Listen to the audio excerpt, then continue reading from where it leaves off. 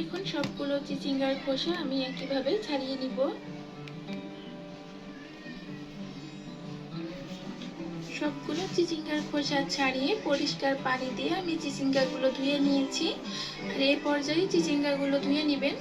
কুচি করে কেটে নেওয়ার পর কখনো চিচিঙ্গা ধুবেন না, তাহলে চিচিঙ্গা রান্নার সময় প্রচুর পানি উঠবে। এখন আমি এগুলো কেটে নিব। কুচি করে কেটে নিতে হবে, একেবারে পাতলা পাতলা করে কুচি করে কেটে নিব।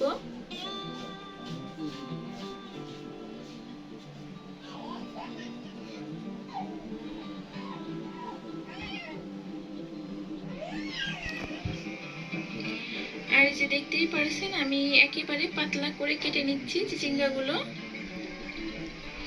এভাবে কুচি করে কেটে নিতে হবে। এখন আমি সবগুলো চিচিঙ্গা এভাবে কুচি করে কেটে নিব। তারপর আমি সবগুলো চিচিঙ্গা কুচি করে কেটে নিয়েছি। আর দেখতে পারছেন একেবারে পাতলা করে আমি কুচি করে কেটে নিয়েছি। তারপর চুলায় একটি প্যান বসিয়ে দিয়েছি। এখন এখানে দিয়ে দিয়েছি 2 টেবিল চামচ পরিমাণ সয়াবিন তেল। চিচিঙ্গা ভাজিতে খুব বেশি তেলের দরকার হয় না, অল্প তেলে ভেজে নেওয়া যায়। তারপর এখানে দিয়ে দিয়েছি হাফ কাপ পরিমাণ পেঁয়াজ কুচি। তারপর এখানে দিয়ে দিব 7-8টা কাঁচামরিচ, আমি মাঝখান থেকে চিড়ে দিয়েছি। এখন পেঁয়াজ আর কাঁচামরিচ একটু নরম করে ভেজে নিব।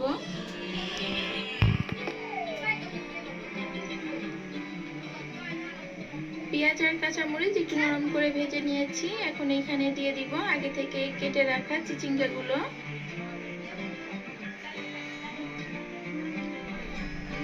এখন পেঁয়াজ আর কাঁচামরিচের সাথে চিচিঙ্গাগুলো একটু নেড়ে নিব।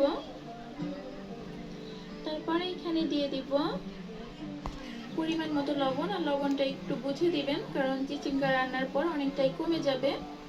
তারপরে এখন এখানে দিয়ে দিয়েছি হাফ চামচ পরিমাণ হলুদ গুঁড়া। এখন হলুদ আর লবণের সাথে চিচিঙ্গাগুলো একটু নেড়ে নিব।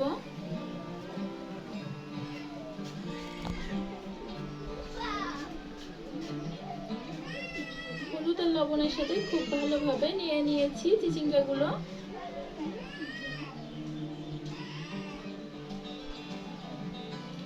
এখন চুলা জাল মিডিয়ামে রেখে একটা ঢাকনা দিয়ে ঢেকে দিব 3 মিনিটের জন্য। আর এই 3 মিনিটে চিচিঙ্গা থেকে যথেষ্ট পানি বের হবে। চিচিঙ্গা ভাজির সময় কখনো পানি ব্যবহার করবেন না, চিচিঙ্গা থেকে যথেষ্ট পানি বের হয়। আর এদিকে আমি একটি বাটিতে 2টা ডিম নিয়ে নিচ্ছি। তারপর এই ডিমের সাথে সামান্য পরিমাণ লবণ অ্যাড করব। লবণ দিয়ে এখন খুব ভালোভাবে ডিম 2টা ফেটিয়ে নিব। 3 মিনিট পর এখন ঢাকনাটা উঠিয়ে নিব। আর দেখতে পাচ্ছেন চিচিঙ্গা থেকে যথেষ্ট পানি বের হয়েছে। এই পানিতে চিচিঙ্গাগুলো খুব ভালোভাবে সিদ্ধ হয়ে যাবে। চিচিঙ্গা ভাজিতে এক্সট্রা কোনো পানি ব্যবহার করবেন না, তাহলে চিচিঙ্গা ভাজির টেস্টটাই নষ্ট হয়ে যাবে। এখন ঢাকনা দেওয়া ছাড়াই চিচিঙ্গাগুলো আমি 5 থেকে 6 মিনিট ভেজে নিব। আর 5 থেকে 6 মিনিট ভেজে নেওয়ার পর চিচিঙ্গা থেকে যে পানি বের হয়েছে সেটাও শুকিয়ে যাবে, চিচিঙ্গাগুলো খুব সুন্দরভাবে সিদ্ধ হয়ে যাবে। 5-6 মিনিট পর দেখতে পাচ্ছেন চিচিঙ্গা থেকে সম্পূর্ণ পানি শুকিয়ে গিয়েছে আর চিচিঙ্গাগুলো খুব সুন্দরভাবে সিদ্ধ হয়ে গিয়েছে। এখন এখানে আমি আগে থেকে ফেটিয়ে রাখা ডিম 2টা দিয়ে দিব। আর ডিমগুলো এই পর্যায়ে দিবেন, তাহলে চিচিঙ্গা ভাজির টেস্টটা অনেক ভালো আসে।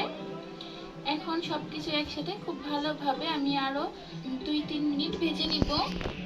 আর এখানে যে আমি চিচিঙ্গার সাথে ডিম অ্যাড করেছি, এটা আপনাদের পরিমাণ অনুযায়ী আপনারা ডিম দিবেন।